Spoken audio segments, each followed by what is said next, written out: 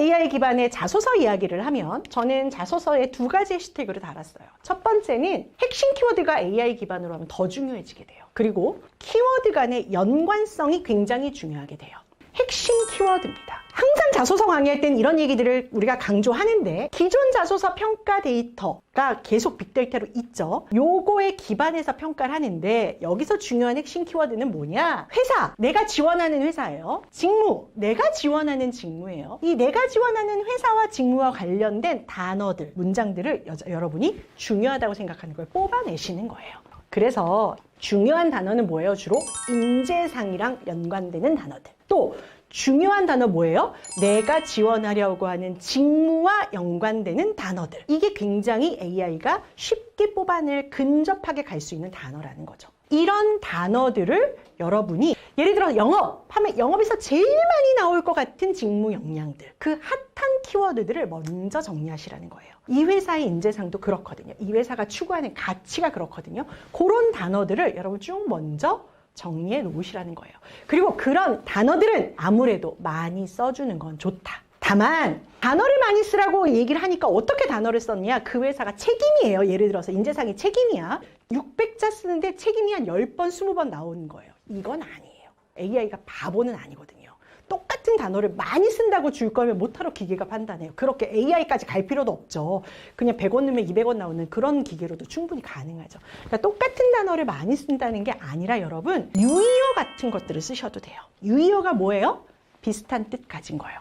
그래서 어린이라고 쓸 수도 있지만 아이라고 쓸 수도 있겠죠. 산울림이라고 쓸 수 있지만 메아리라고 쓸 수도 있겠죠. 엄마라고 쓸 수도 있지만 어머니라고 쓸 수도 있겠지. 성취라는 단어를 쓰고 싶어.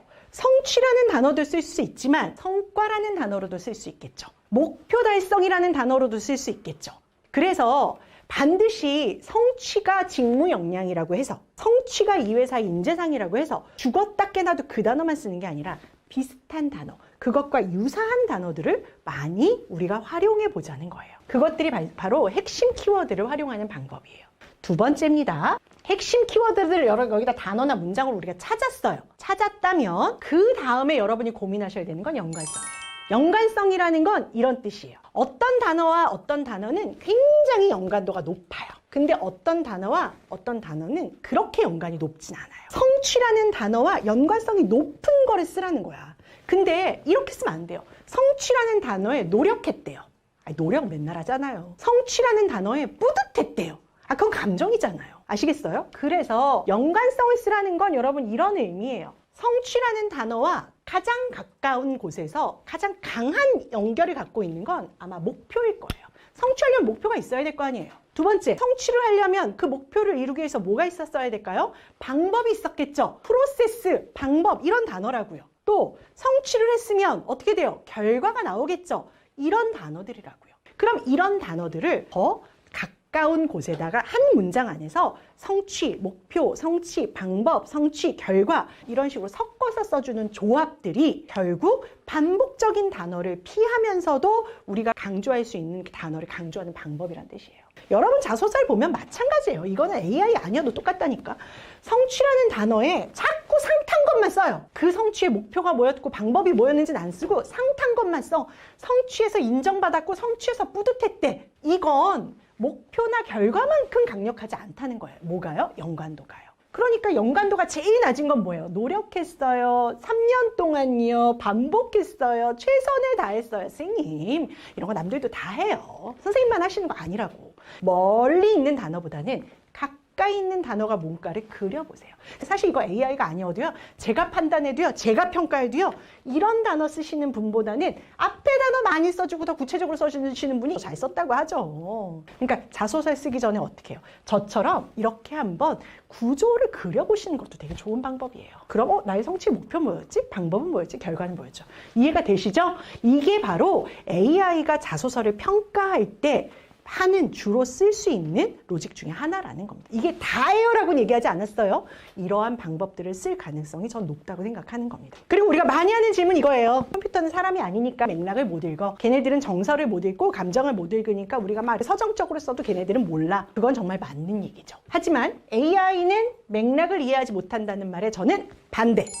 자, 반대는 무슨 의미 때문에 그러냐? 여러분 방금 얘기했어요. 중요한 직무역량이나 인재상의 문장이나 단어가 나왔어요. 그러면 제가 뭐라고 했어요? 똑같은 단어 쓰지 말고 유의어스라고 그랬고, 그리고 그것들이 자주 드러날 수 있으면 좋겠다고 얘기했어요. 그러다 보면 결국은 여기서 키포인트, 별표 있죠? 별이 뭐냐? 조합이라는 거예요. 이 조합은 바로 제가 방금 얘기했던 연관도라는 거죠. 그래서 성취라는 단어에 목표라는 단어가, 성취의 결과가, 성취의 방법이라는 연관도가 강하면 강할수록 AI는 어떻게 생각할 수 있다? 아, 이 친구는 불필요한 말 없이 중요한 핵심들을 맥락에 맞게 구성했구나라고 판단할 수 있다는 겁니다. 여러분, 여기에 있는 이 모든 로직들, 이 연관성의 로직들도 결국 인간들이 평가한 방식들을 학습해서 간 거니 구조도를 그려보시고, 두 번째로 뭐를 하셔야 되느냐? AI는 단어만 갖고 하는 것이 아니라 그것들이 어떤 연관관계를 갖고 있는 수없이 많은 조합으로 평가하기 때문에 여러분께서 뭐 해야 되냐? 의미 없는 문장, 불필요한 말들, 질문과 다른 내용들, 성취라는 반복된 단어들을 계속 쓰는 거, 오탈자, 맞춤법, 기업 이름 잘못 쓰는 거, 이런 것들을 최소화하셔야 돼요. 사실 기업 이름 잘못 쓰고 오탈자는 피킬러의 기능을 하는 거죠. 이건 사람이 평가할 때는 사실 저도 자소서 심사위원 들어가지만 저희가 이거 기업 이름 잘못 쓴 거 다 찾아내거든요. 하지만 다 찾아낸다고 해서 그걸 컴퓨터만큼 정확하게 점수화시키지 못하잖아요. 그런데 이제 AI가 되면 이런 부분들이 굉장히 쉬워지죠. 근데 저는 오늘 뭘 강조하고 싶냐? 너무 의미 없고 불필요한 것들을 문장에다 많이 심지 말아라. 핵심 키워드와 키워드 간의 연관성을, 조합을 생각하면서 그림을 빵 그려라. 이 그림을 기억하시는 게 오늘 자소서에서는 굉장히 중요한 하이라이트일 것 같아요.